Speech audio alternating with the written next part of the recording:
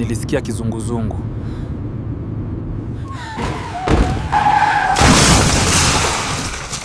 Karibu kwenye simulizi ya leo. Kuna mlevi mmoja aliwahi kusikika akisema, kila nikilewa usiku naziona sura ambazo huwa haziishi mchana. Kwa lugha nyingine, alikuwa akimaanisha kwamba anawaona wafu wakitembea usiku. Kwa mara ya kwanza, maneno haya yanaweza kuonekana ya kuchekesha, lakini subiri. Je, inawezekana kweli kwamba kuna kitu kipo ndani ya giza hilo? Karibu kwenye simulizi ya leo. Simulizi ya kutisha. Simulizi iliyoacha maswali mengi bila majibu. Ni simulizi inayohusu familia ya watu watatu waliosafiri kwenda nje ya mji, lakini njiani wakapata ajali ya kutatanisha na kujikuta wameingia katika kijiji ambacho hawakukielewa kabisa. Moja ya mambo yaliyowaacha midomo wazi kuhusu kijiji kile ni kwamba wanakijiji waliokuwa wanaishi pale hawakufanya kazi yoyote, lakini waliishi maisha ya kawaida, na jambo la kushangaza zaidi, hawakuwa na kivuli. Ni binadamu wa aina gani hao? Twende taratibu kwenye simulizi ya leo. Lakini kabla hatujaanza mkasa huu, naomba usubscribe, like na kucomment. Tayari? Basi karibu, tuanze simulizi ya kutisha.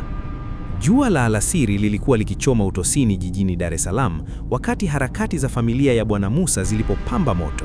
Ilikuwa ni haraka ya aina yake, ile ya kutaka kuuwahi muda ambao tayari ulishawapa mkono wa kwaheri. Zuhura, mwambie huyo mtoto aache kuchezea hizo wanatuni, tunachelewa. Musa alifoka huku akishindilia begi kubwa la nguo kwenye buti ya gari lake aina ya Toyota Harrier. Jasho lilimtoka kwapa na vipaji vya uso, ishara ya stress za safari ya ghafla. Zuhura, mke wake, alitoka ndani mbio akiwa amemshika mkono Neema, binti yao wa miaka 4. Neema alikuwa analia, hataki kuacha mdoli wake, lakini mama yake hakuwa na muda wa kubembeleza. Musa, gesi nimezima na madirisha yote nimefunga. Twende, hatuwezi kuingia Morogoro usiku sana. Waliingia kwenye gari kwa vurugu. Milango ilipigwa kwa nguvu na injini ikanguruma kwa hasira. Musa alikanyaga mafuta kutoka Sinza kuelekea barabara kuu ya Morogoro Road. Walikuwa wanaenda Morogoro kwa ajili ya mapumziko ya wikendi. Safari fupi ambayo ilipaswa kuwa ya furaha, lakini ilianza kwa mvutano na haraka. Safari ilianza vyema. Muziki laini ulikuwa ukisikika kwenye redio, na taratibu kelele za Dar es Salaam zilianza kupotea kadiri walivyokuwa wakiiacha Mlandizi na kuingia Chalinze. Giza lilianza kuingia na utelezi wa lami ukawa kama unambembeleza dereva. Baada ya masaa kadhaa, ukimya ulitawala garini. Zuhura na Neema walikuwa wameshapitiwa na usingizi mzito. Musa, akiwa ameshikilia usukani, alianza kuhisi uzito kwenye kope zake. Barabara ilionekana kunyooka bila mwisho, na taa za magari yaliyokuwa yakija mbele zikawa kama zinacheza sarabanda machoni pake. Sekunde hiyo moja ndiyo ilibadilisha kila kitu. Musa alipitiwa. Gari liliondoka kwenye njia, likagonga ukingo wa daraja kwa kishindo cha kutisha, kisha likapaa hewani na kuporomoka bondeni. Kraa! Sauti ya vyuma kusagika na vioo kupasuka ilisikika kwa muda mfupi kabla ya giza totoro na ukimya wa kutisha kutawala. Musa alizinduka. Hakujua muda gani umepita. Alifumbua macho kwa tabu. Kulikuwa na ukungu mzito nje. Alijaribu kugeuka na kumwangalia mkewe. Zuhura? Neema? Ajabu ni kwamba wote waliamka mara moja, kama vile walikuwa wamelala usingizi wa kawaida tu. Musa alijishika mwili. Hakuwa na jerahi hata moja. Zuhura naye alijikagua. Hakuwa na muaruzo. Neema alikuwa kimya, amekumbatia mdoli wake ule ule. Walipoangalia nje ya gari, walipigwa na butwaa. Gari lao lilikuwa nyang'anyanga. Bonnet ilikuwa imepondeka kama karatasi, vioo vyote vimepasuka na tairi zimebunjuka. Kwa jinsi gari lilivyoharibika, ilikuwa muujiza wao kutoka wakiwa hai, sembuse kutoka bila hata tone la damu. Musa, tuko wapi hapa? Zuhura aliuliza kwa sauti ya kuteremka. Walipotoka nje ya mabaki ya gari, waligundua hawapo porini wala barabarani. Walikuwa katikati ya kijiji cha ajabu. Nyumba za udongo zilizoezekwa kwa nyasi zilikuwa zimepangwa kwa mpangilio wa duara. Ukungu ulikuwa umetanda chini kama zulia. Ghafla, kundi la wanakijiji lilijitokeza kutoka kwenye ukungu huo. Walikuwa wamevaa nguo kuukuu, rangi ya udongo, na nyuso zao hazikuonyesha hisia yoyote. Hawakushangaa, hawakutabasamu, wala hawakuogopa. Mzee mmoja ambaye alionekana ndiye kiongozi alisogea mbele. Sauti yake ilikuwa kavu kama majani makavu yanayokanyagwa.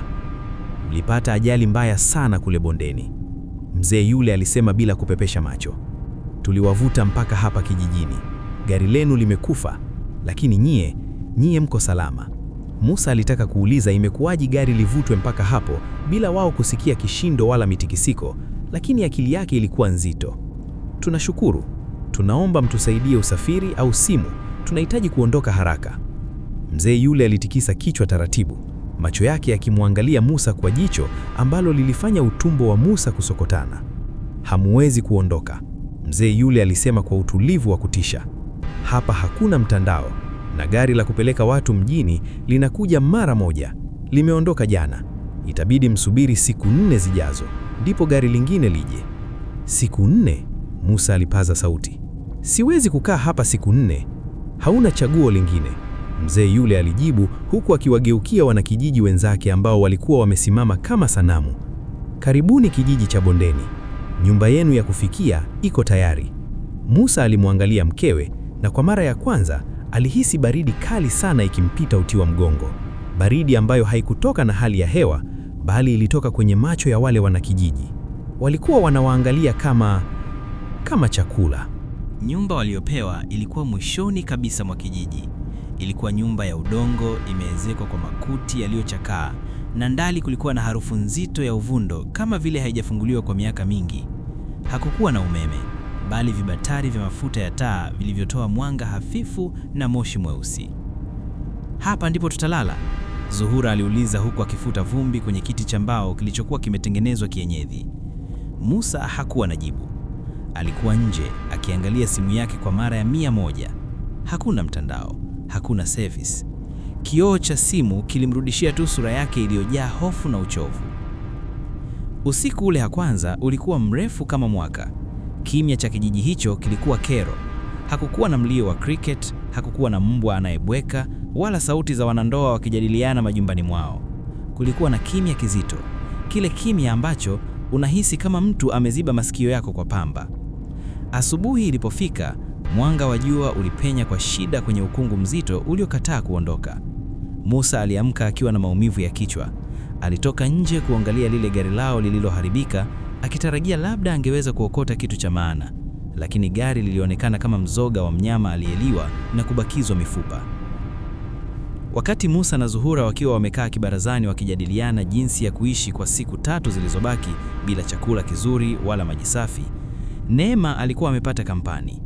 Mbali kidogo, chini ya mti mkubwa wa mbuyu uliokuwa katikati ya uwanja, kulikuwa na watoto 3 wa kijijini hapo. Zuhura alimwangalia mwanaye akikimbia kwenda kucheza nao. Acha aende, alimwambia Musa. Atapunguza stress, hapa hakuwa magari ya kumgonga. Musa aliunama, akishika kichwa. Kuna kitu hakiko sawa Zuhura. Hawa watu, mbona hawatuulizi chochote? Mbona hawana shauku ya kujua tumetoka wapi? Muda mfupi baadaye, Neema alirudi mbio. Hakuwa akicheka. Sura yake ndogo ilikuwa imejawa na mshangao uliochanganyika na hofu ya kitoto. Alisimama mbele ya wazazi wake, kifua kikipanda na kushuka. Mama, baba, sitaki kucheza nao tena, Neema alisema huku akishika pindo la gauni la mama yake. Kwa nini Neema? Wamekupiga? Zuhura aliuliza kwa wasiwasi akimvuta mwanaye karibu. Hapana, ni waajabu. Waajabu vipi? Musa aliuliza kwa ukali kidogo, stress zikimfanya akose uvumilivu. Nilikuwa nawafungisha kucheza kibeberu ili ya kukanyaga vivuli, Neema alianza kuelezea kwa sauti ya chini, macho yake yakitupia jichi kule mtoni walikokuwa watoto wale. Niliwaonyesha kivuli changu kwenye jua, lakini nilipowaambia na wao wakimbie nikanyage vivuli vyao, hawakuwa navyo. Musa na Zuhura walitazamana, kisha Musa akashusha pumzi ndefu ya kutoridhishwa. Kabla hatujaendelea na simulizi yetu ya kusisimua, ningependa kuomba radhi kwa sababu ya tatizo la leo la picha kwenye simulizi yetu. Kutokana na aina ya simulizi hii, imekuwa vigumu kidogo kuweza kupata picha zitakazosaidia katika kusimulia. Hivyo basi, ndiyo maana picha yetu itakuwa chache sana. Zaidi ya hapo, kuanzia sasa utasikiliza tu simulizi. Picha za kusaidia katika kusimulia hazitaonekana. Hii ni kutokana na aina ya simulizi yenyewe, kwani inahusisha pia mtoto mdogo ambapo kupata picha za aina hiyo ni vigumu kwa simulizi za namna hii kwa sababu zinaweza kuvunja baadhi ya sera. Asanteni kwa uelewa wenu na tuendelee. Neema, acha hizo hadithi zako za katuni. Kila mtu ana kivuli. Baba, ni kweli, Neema alisisitiza, machozi yakilemlenga. Walisimama juani, lakini chini kulikuwa kweupe, hakuna kivuli hata kidogo. Mimi ninacho, wao hawana. Nyamaza, Musa alifoka. Tuna matatizo makubwa ya kufikiria jinsi ya kutoka hapa. Hatutaki kusikia ujinga wa vivuli. Nenda ndani ukicheze na mdoli wako. Neema aliingia ndani akilia kimya kimya, akiwa amechanganyikiwa kwa nini wazazi wake hawaelewi. Zuhura alimtazama mumewe. Musa, mbona mkali hivyo? Zuhura, tuna siku 3 hapa. Hatujui hawa watu ni wakina nani. Sitaki mtoto aanze kutunga vitu vitakavyokasirisha wenyeji wetu. Lakini Musa hakujua kitu kimoja. Wakati Neema anaondoka kule uwanjani, wale watoto 3 hawakuendelea kucheza. Walisimama wima, wamegeuka kuitazama nyumba ya wageni. Macho yao yalikuwa makavi, na kama Neema alivyosema, jua kali la utosi lilipiga miili yao, lakini chini ya miguu yao hakukuwa na alama yoyote nyeusi. Ardhi ilibaki tupu. Musa alihisi kama anatazamwa. Alipoinua macho na kuangalia kule uwanjani, hakuona mtu. Uwanja ulikuwa mtupu, isipokuwa upepo uliokuwa ukizungusha vumbi kwa mtindo wa duara, kama vile kuna kitu kisichoonekana kilikuwa kikicheza hapo. Moyo wake ulidunda kwa nguvu bila sababu. Hali ya hewa ilianza kubadilika na wingu jeusi la ajabu lilianza kutanda angani, likiashiria jioni inayoingia kwa kasi isiyo ya kawaida. Jua la magharibi lilikuwa limeanza kupotelea nyuma ya milima Uruguru kwa mbali, likiacha anga ikiwa na rangi nyekundu kama damu iliyopakaa mawinguni. Giza liliingia kwa kasi, likileta baridi ya ajabu ambayo haikuwa ya kawaida kwa mkoa wa Morogoro. Zuhura alichukua ndoo ndogo ya plastiki walioiokota kwenye mabaki ya gari lao. Naenda kutafuta maji, alimwambia Musa ambaye alikuwa bado amekaa nje akiangalia simu yake iliyozima chaji kama mtu anayesubiri muujiza. Usichelewe, Musa alijibu bila hata kumtazama. Giza linaingia. Zuhura aliondoka, akielekea upande ambao alielekezwa na mmoja wa wanakijiji kuwa kuna mto. Akilini mwake maneno ya Neema yalikuwa yakijirudia kama kengele bovu. Hawana vivuli mama, hawana vivuli. Akiwa njiani alijaribu kuangalia chini migupa wanakijiji wachache aliyopishana nao. Bahati mbaya jua lilisazama kabisa, na giza la Chagamele lilifanya iwe vigumu kutofautisha vivuli na giza la kawaida. Hivyo basi alihisi kitu. Kila alipopita karibu na wanakijiji, hakusikia sauti ya pumzi zao. Walitembea kimya, miguu yao haikutoa ule mlio wa kuchakachaa kwenye mayani makavu au udongo. Waliteleza kama upepo.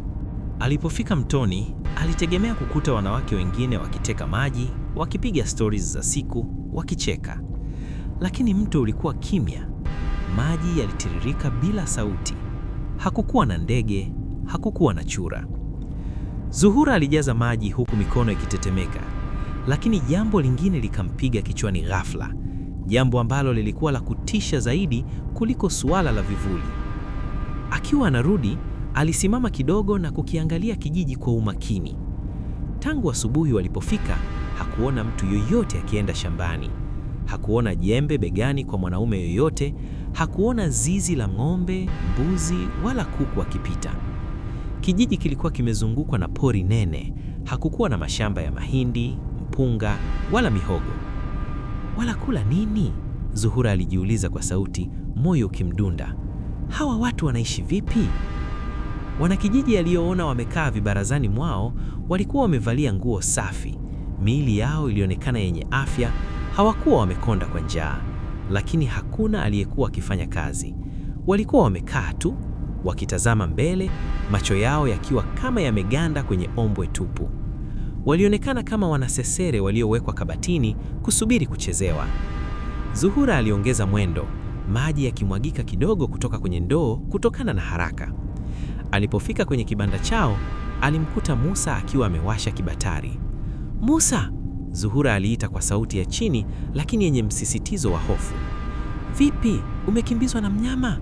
Musa aliuliza akishtuka. Hapana Musa, sikiliza. Zuhura aliweka ndoo chini akimshika mumewe mabega. Hichi kijiji hakuna kitu cha kawaida hapa. Tangu asubuhi umeona nani akienda shambani? Umeona wapi wanalima? Umeona mifugo wapi? Musa alikaa kimya akijaribu kuvuta kumbukumbu. Wanaishi tu Musa, Hawafanyi kazi, hawana mashamba, lakini wanapata chakula. Hawaendi popote, wanakaa tu nje ya nyumba zao kututazama sisi. Hawa sio watu wa kawaida. Huoni kama ni wajabu? Musa alimeza mate. Kwa mara ya kwanza, ule ugumu wa kiume ulianza kumtoka. Maneno ya mkewe yalikuwa na ukweli. Kijiji kilikuwa kama picha iliyochorwa ukutani. Inapendeza kwa mbali, lakini haisogei, haihema na haina uhai halisi. Labda wana mashamba mbali sana, Musa alijibu kwa unyonge, akijaribu kujipa moyo. Hapana Musa, alimalizia, macho yakimlenga. Kuna kitu wanaficha, na nahisi sisi ndiyo kitu hicho. Usiku ule walilala wakiwa wamekumbatiana, huku mlio wa pekee uliokuwa ukisikika ni mapigo ya mioyo yao wenyewe, yakishindana na ukimya mzito wa kijiji cha wafu. Siku ya tatu iliingia kwa kishindo cha aina yake. Ilikuwa ni siku ya joto kali, lile joto la Dar es Salaam na Pwani ambalo hufanya shati liloae jasho kwa dakika chache tu. Lakini hapa kijijini jua lilionekana kuchoma bila huruma, likipenya kwenye ule ukungu ambao sasa ulikuwa umepungua kidogo. Musa alikuwa amekaa nje akihesabu masaa. Kesho, alijinong'oneza. Kesho gari linakuja. Kesho tutaondoka kwenye huu upuuzi. Ghafla, sauti ya kengele ipasua ukimya. Ng'aa! Ng'aa! Ng'aa! Ilikuwa ni kengele iliyokuwa ikilia kutokea katikati ya kijiji. Musa, Zuhura na Neema walitoka nje kwa mshtuko. Waliona wanakijiji wote wakitoka majumbani mwao na kuelekea sehemu moja, kwenye uwanja wa mkutano. Twende tukaone kuna nini, Musa alisema, akijaribu kuonyesha ujasiri ambao hakuwa nao. Walipofika mkutano, walikuta wanakijiji wamejipanga mistari. Mwenyekiti wa kijiji alikuwa amesimama mbele. Lakini jambo moja lilimshangaza sana Musa. Wanakijiji wote walivaa nguo zile zile walizoziona siku ya kwanza. Walikuwa wamevaa makoti marefu, mazito na meusi au ya kijani. Licha ya jua kali lililokuwa likichoma utosi, hakuna hata mmoja wao aliyekuwa akitokwa na jasho. Nyuso zao zilikuwa kavi kama ngozi ya ngome iliyokaushwa juani. Musa alijifuta jasho lake mwenyewe lililokuwa likimtirieka shingoni, akijiuliza, hawa watu wanawezaje kuvaa makoti haya kwenye joto hili na wasisikie joto? Mkutano ulikuwa mfupi na wa ajabu. Mwenyekiti alizungumza lugha haieleweki vizuri, sauti yake ikitoka kama mtu anayekohoa duvi. Alipomaliza, wanakijiji walitawanyika kimya kimya. Wakati wanatawanyika, Neema alikuwa karibu na mmoja wa wazee wa kijiji hicho. Upepo mkali ulipita ghafla, ukinyanyua sehemu ya shati gala la yule mzee. Neema, akiwa na urefu wa kimo cha chini, aliona kitu ambacho kilimpiga kelele ndogo ya hofu na kuziba mdomo wake. Alikimbia mbio kurudi kwa baba yake. Baba! Baba! Neema alitaabika kuongea, macho yake yakiwa yametoka pima. Baba! Baba! Nini tena Neema? Mbona unakimbia hivyo? Musa alimuuliza kwa ukali, akiwa bado anatafakari suala la wanakijiji kutotoa jasho. Neema alimvuta baba yake chini ili amnongoneze, mwili wake mdogo ukitetemeka. Baba, ule babu, upepo ulimfungua shati. Hana tumbo, wala hana nyama. Unasema nini wewe mtoto? Baba, nimeona, Neema alisisitiza, macho yakimwagika. Ndani ya shati lake kuna mifupa tu, mavubu yake yako wazi, hakuna ngozi tumboni, ni mifupa mitupu kama ya mbwa aliyekufa. Musa alimwangalia mtani, kisha akaangalia kule kwa ule mzee ambaye sasa alikuwa akitembea polepole kuelekea kibandani kwake. Shati lake lilikuwa limelegea, likipeperushwa na upepo kwa namna ambayo ilionyesha kuwa ndani hakukuwa na mwili uliojaa, bali kulikuwa na utupu. Kwa mara ya kwanza, Musa alihisi kizunguzungu. Alitaka kutapika, lakini akili yake ya ulinzi, defense mechanism, ilikataa kukubali ukweli huo. Kukubali kwamba wanaishi na wafu kungemteka akili. Nyamaza Neema, Musa alisema kwa sauti ya chini lakini yenye kutetemeka. Umechanganyikiwa na njaa na joto. Hakuna mtu anayetembea na mifupa. Kesho gari linakuja. Kesho tunaondoka hapa. Zuhura alimwangalia mumewe kwa huruma na hofu. Musa, mwanao hasemi uongo, na wewe umeona hawatoi jasho, hawana vivuli. Nimesema kesha tunaondoka, Musa alifoka, akijaribu kuzima ile sauti kichwani mwake iliyokuwa ikimwambia hii si dunia ya kawaida. Usiku huo hakuna aliyelala. Kila walipofumba macho walisikia sauti za miguu ikitembea nje ya kibanda chao. Kacha, kacha, kacha. Sauti za mifupa ikisagika, sio nyayo za binadamu. Siku ya 4, siku ya ukombozi, ilikuwa inakaribia, lakini hawakujua kuwa ukombozi huo ungekuja na gharama kubwa kuliko maisha yao wenyewe. Asubuhi na mapema, ukungu ulikuwa mzito kuliko siku zote, lakini kupitia ukungu huo, sauti ya injini nzito ilisikika. Vurugugu, vurugugu, ilikuwa sauti ya gari kuukuu ikija kwa shida kama mnyama anayehema mwisho wa uhai wake. Zuhura, Neema, gari limefika! Musa alipiga kelele kwa furaha, akikusanya virago vyao vichache. Moyo wake ulijaa matumaini mapya. Leo tunarudi nyumbani, leo tunaondoka jehanamu hii. Gari hilo, basi la zamani aina ya Leyland lenye rangi ya kijivu iliyofifia, lilisimama katikati ya kijiji. Halikuwa na namba za usajili na madirisha yake yalikuwa meusi tii. Dereva hakushuka wala hakuonekana. Mlango ulifunguka kwa krii ya vyuma vikavu. Musa alimshika mkele mkono wa kulia na mwanaye mkono wa kushoto, akakimbilia mlangoni. Twendeni haraka! Lakini kabla hajapanda ngazi ya kwanza, mkono baridi na mkavu ulimzuia kifuani. Alikuwa mwenyekiti wa kijiji. Macho yake hayakuwa na mboni, yalikuwa meusi pekee, yakimtazama Musa kwa huruma ya kinafiki. Wewe tu Musa, mwenyekiti alisema kwa sauti ya chini iliyojaa mamlaka. Wewe pekee ndiye unayeweza kupanda gari hili. Musa aliganda. Unasema nini wewe mzee? Hii ni familia yangu, siwezi kuwaacha hapa. Hawawezi kuondoka, mwenyekiti alijibu bila kutisika. Wao ni wanakijiji wetu sasa, wamefika nyumbani. Usiniletee uchawi wako hapa, Musa alifoka, akijaribu kumvuta Zuhura apande garini. Zuhura, ingia ndani. Lakini Zuhura hakusogea, alisimama wima kama mti uliokauka. Musa alipomgeukia mkewe kwa hasira, aliona kitu ambacho kilisimamisha mapigo ya moyo wake. Zuhura hakuwa akilia tena, hakuwa na hofu. Uso wake ulikuwa mtupu, hauna hisia, na macho yake yalikuwa yameanza kubadilika rangi na kuwa meusi kama ya mwenyekiti. Musa, Zuhura aliongea, lakini sauti haikutoka kooni mwake. Ilisikika kama inatoka mbali kwenye shimo la kina ya kirefu. Musa, hatuwezi kuja. Kwa nini? Zuhura, tunaondoka. Musa alilia, machozi yakimwagika. Mwenyekiti alimshika Musa begani na kumnong'oneza. Musa, tazama chini, angalia miguu ya mkewe na mwanao. Jua kali la asubuhi lilikuwa limetoka, likipiga moja kwa moja waliposimama. Musa aliangalia chini, kivuli chake kilionekana wazi kwenye udongo mwekundu, lakini alipotazama miguuni pa Zuhura, palikuwa pamejaa mwanga mtupu, hakuna kivuli. Alipotazama miguuni pa Neema, hakuna kivuli. Mungu wangu! Musa alipiga kelele akiachilia mikono yao na kurudi nyuma kwa hofu. Neema, vua shati lako, mwenyekiti aliamuru. Neema, bila kupinga na bila hisia za kitoto, alinyanyua gauni lake. Musa alipoangalia tumboni mwa mwanaye, hakuona ngozi laini ya kitoto. Aliona uwazi, aliona mibavu iliyovunjika na kukauka. Hakukuwa na damu wala nyama, ilikuwa mifupa mitupu iliyoshikiliwa na nguvu isiyoonekana. Musa alianguka chini kwa magoti, akitetemeka mwili mzima. Ukweli mchungu ulimuingia kama mshale wa sumu. Musa, mwenyekiti aliendelea, ulipopata ajali siku ile, gari lilianguka bondeni. Wewe ulirushwa nje na kuzima, lakini mkewe na mwanao walibanwa na vyuma.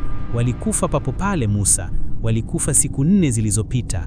Hapana, hapana, Musa alipiga kelele akishika kichwa. Nilikuwa nao, tumeongea, tumekula. Ulikuwa na roho zao, mwenyekiti alisema kwa utalivu. Kijiji hiki ni wa wale waliokufa lakini hawajakubali kuondoka. Wao wamefika mwisho wa safari yao. Wewe bado una pumzi. Panda gari uende, au ubaki uwe mmoja wetu milele. Zuhura alimsogelea mumewe, akamgusa shavuni. Mkono wake ulikuwa wa baridi kama barafu. Nenda Musa, tuache sisi hapa. Hapa ndipo petu. Neema alitikisa mkono wake mdogo. Kwa heri baba. Musa, akiwa amechanganyikiwa, huku akilia kama mtoto mdogo, alijikokota na kuingia kwenye lile gari. Mlango ulifungwa. Gari liliondoka likimwacha mke wake kipenzi na binti yake wa pekee wakiwa wamesimama na wanakijiji wengine wafu. wakipunga mikono bila vivuli kwenye jua kali. Musa alilia kwa uchungu garini, huku giza likianza kumuingia tena akilini, safari hii ikiwa ni giza la upweke wa milele. Giza lilitanda ndani ya lile basi la zamani Musa alilopanda. Ghafla, kishindo kikuu. Musa aliruka kutoka usingizini kwa maumivu makali yasiyoelezeka. Hakukuwa na basi, hakukuwa na mwenyekiti, wala hakukuwa na nyumba za udongo. Alijikuta amenaswa ndani ya mabaki ya gari lake aina ya Toyota Harrier, likiwa limepondeka vibaya chini ya korongo huko maeneo ya Mikumi. Mwanga mkali wa tochi ulimmulika usoni. Sauti za ving'ora na wanaume wakikata vyuma zilisikika. Tumpate huyu, bado anapumua. Hawa wengine wamefariki, inaonekana siku nyingi zimepita. Sauti ya mwokoaji ilisikika. Musa alipotazama pembeni kwa shida, aliona ukweli uliouma kuliko kifo chenyewe. Mwili wa Zuhura na Neema ulikuwa umebanwa na vyuma. Hawakuwa na uhai, na hali ya miili yao ilionyesha wazi kuwa walifariki papo hapo siku ile ile ya ajali. Baada ya kuokolewa na kukimbizwa hospitali ya Musa alikaa chumba cha wagonjwa mahututi ICU kwa siku kadhaa. Alipopata nafuu, simulizi yake juu ya kijiji cha vivuli iliwaacha madaktari na polisi midomo wazi. Hakuna kijiji kama hicho katika ramani ya eneo hilo. Eneo alilopata ajali ni pori tupu. Daktari bingwa wa saikolojia, Dr. Mabula, alimkalisha Musa na kumpa ufafanuzi wa kisayansi ili kumtuliza. Musa, Dr. Mabula alimwambia kwa utulivu, akili ya mwanadamu ni kitu cha ajabu sana. Ulipopata ajali, uliumia kichwani na kupoteza fahamu mara kwa mara, lakini sehemu ya ubongo wako iliyokuwa macho ilishuhudia mkeo na mwanao wakifa. Ili kujilinda na maumivu hayo ya ghafla, trauma, akili yako ilitengeneza ulimwengu mbadala. Kule kijijini, kutokuwa na vivuli na kuwa na mifupa ilikuwa ni njia ya ubongo wako kukupa taarifa taratibu kuwa wapendwa wako wamekufa, wamebaki mifupa na hawapo tena duniani. Ulikuwa unawaaga bila kujijua. Musa alijaribu kuamini, lakini moyo wake ulikataa. Kile kijiji kilikuwa halisi sana. Harufu ya uvundo, baridi ya mwenyekiti na lile basi, vyote vilikuwa halisi. Akiwa hajaridhika, Musa alienda kwa mchungaji mmoja maarufu wa kiroho. Mchungaji yule aliposikia simulizi hiyo, alishikwa na hofu na kusema, mwanangu, huo haukuwa mchezo wa akili tu. Ibilisi ni mjanja. Hayo yote uliyoyaona, Ibilisi alikutengenezea katika ulimwengu wa kubuni ili tu wakukamate na uamini kwamba wapendwa wako bado wako hai, ila wameshikiliwa sehemu. Ukweli ni kwamba mwanadamu akishafariki imeishia hapo, labda kwenye ufufuo wa pili, kwa sababu mwanadamu ameumbwa kwa udongo na pumzi ya Mungu tu, ndivyo maandiko yanavyosema. Hivyo basi, anapokufa maana yake pumzi inatoka na mwili wake unarudi mavumbini. Hakuna kinachobaki hapo katikati kitembea au kikizunguka huku na kule. Kwa hiyo, kuwa na amani na ukubali kwamba wapendwa wako wameshafariki, kisha uendelee na maisha mengine. Mchungaji alimuaga Musa, alionekana kuridhika kidogo na kupata afadhali. Miezi mitatu ipita, Musa alikuwa ameanza kuzoea maisha ya upweke. Siku moja, akiwa anafua nguo zake zile zile alizovaa siku ya ajali, ambazo alikuwa amezitunza kama kumbukumbu, alihisi kitu mfukoni mwa suruali yake iliyochanika. Aliingiza mkono na kutoa kipande cha karatasi ngumu iliyochakaa na kugeuka rangi ya kahawia. Moyo wake ulisimama. Ilikuwa ni tiketi ya basi la zamani. Tiketi hiyo haikuwa na jina la kampuni wala tarehe. Ilikuwa na maandishi mawili tu yaliyoandikwa kwa inki ya rengu kama damu. Nauli, uhai mmoja. Hatimaye, bado tunakusubiri. Musa aliangusha ila tiketi kwa hofu. Ikiwa kile kijiji kilikuwa hallucination au ndoto ya kichaa kama daktari alivyosema, ile tiketi imeingiaje mfukoni mwake? Na ikiwa ni kweli alitoka salama, kwa nini kivuli chake ukutani sasa hivi kinaonekana kimepinda mgongo kama kile cha mwenyekiti wa kijiji? Je, ni kweli anayoona Musa au amekataa kuamini yaliyotokea na kuna namna Ibilisi anacheza na akili yake? Subscribe at Yasam Owino Simulizi.